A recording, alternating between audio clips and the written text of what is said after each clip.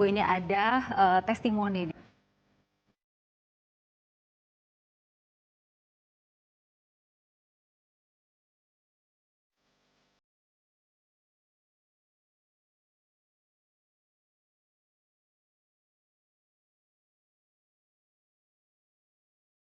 Seingat saya, anaknya kecil, menik-menik, rambutnya pendek, pintar, mudah bergaul sama temennya, daya juangnya juga tinggi.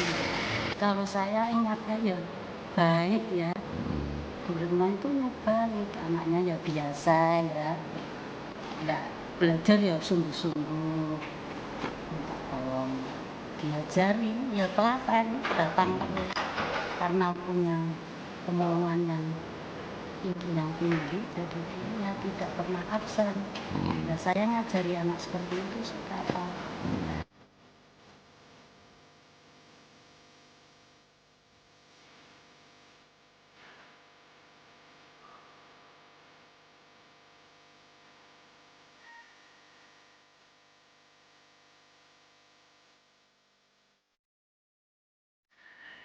Itu foto zaman iya SMA ya, SMA ya. Siapa tadi Bu yang memberikan testimoni?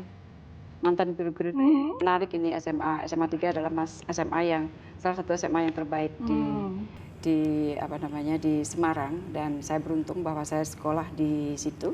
Tetapi pada saat di SMA itu saya juga tahu bahwa saya memiliki kekurangan dalam artian kalau sudah menyangkut hitung-hitungan fisika dan sebagainya, saya tahu bahwa kekuatan saya tidak ada di situ. Oleh karena itu saya menghitung kalau saya misalnya memaksakan diri untuk masuk ke jurusan IPA, maka saya akan menjadi nobody dan saya tidak akan bisa compete dengan teman-teman saya. Anak SMA sudah punya pikiran seperti itu? Okay. Kebetulan oleh ibu saya diajarin hidup itu harus dihitung.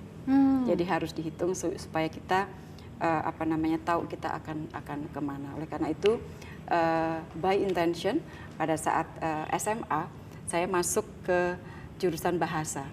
Pada saat itu kalau kita masuk ke SMA itu di SMA 3 waktu itu adalah sistemnya ranking, dalam arti 1-1, 1-2 itu adalah anak-anak yang misalnya masuknya mendapatkan nilai yang lumayan tinggi. Jadi itu masuk di 1-1, 1-2, waktu itu 1-2. 1-2. Nah, biasanya anak 1-1 dan 1-2 itu semuanya masuk ke IPA.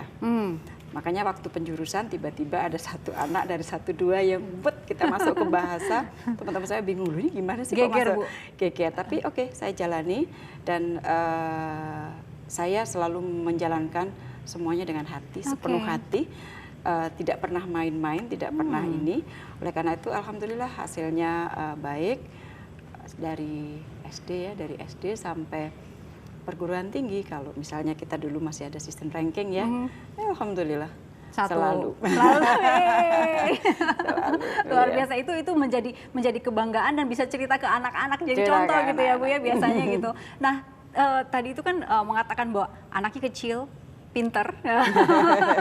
Dari dulu berarti memang Ibu sudah menjadi hitungan ya Bu ya? Baru tahu dari Ibu Guru tadi. Ibu Gurunya baru dengar sekarang. Tahu, iya. Nah, ketika Ibu akhirnya ada hitung-hitungan, tadi kata Ibu kan ada hitungan, dan kemudian kalau masuk di IPA menjadi nobody gitu. Akhirnya pilih ke bahasa itu memang dengan keinginan sendiri.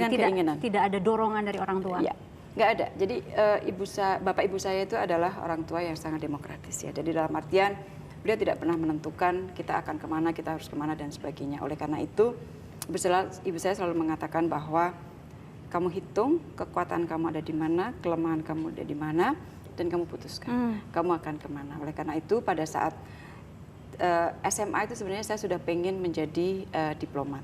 Sudah dari SMA berarti itu? Iya, karena tertarik dari anak SMA yang malam kita lihat ada Dunia Dalam Berita. Waktu itu TVRI kan, pukul 9 itu Dunia Dalam Berita kita lihat dan sebagainya. Dan tentunya di dalam Dunia Dalam Berita itu ada berita mengenai masalah bagaimana perundingan, bagaimana meeting di PBB dan sebagainya yang menjadikan saya tertarik. Oleh karena itu tujuan saya adalah masuk di jurusan hubungan internasional. Oleh karena itu di Undip nggak ada. Oleh karena itu saya sudah menghitung, oke, yang terdekat dengan Semarang adalah Jogja. Dan saya ingin masuk ke Universitas Gadjah Mada, dan kemudian saya lihat jurusan apa saja yang boleh masuk mengambil hubungan internasional dan bahasa kan bisa, waktu itu masih ada jurusan bahasa.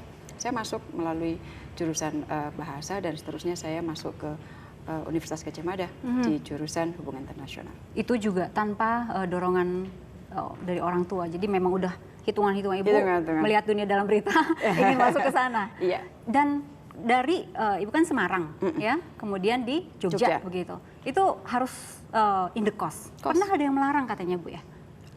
Iya, karena waktu itu saya masih ingat pas saya mau pindah di tahun itu banyak sekali pemberitaan mengenai masalah kumpul kebo.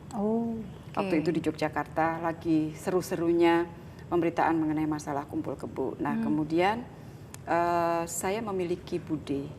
Bude saya itu sebenarnya Ibu Suswan. Dalam artian bude dan ibu saya itu hamil pada saat yang sama. Saya dengan sepupu saya itu hanya beda September, Oktober, November, 3 bulan.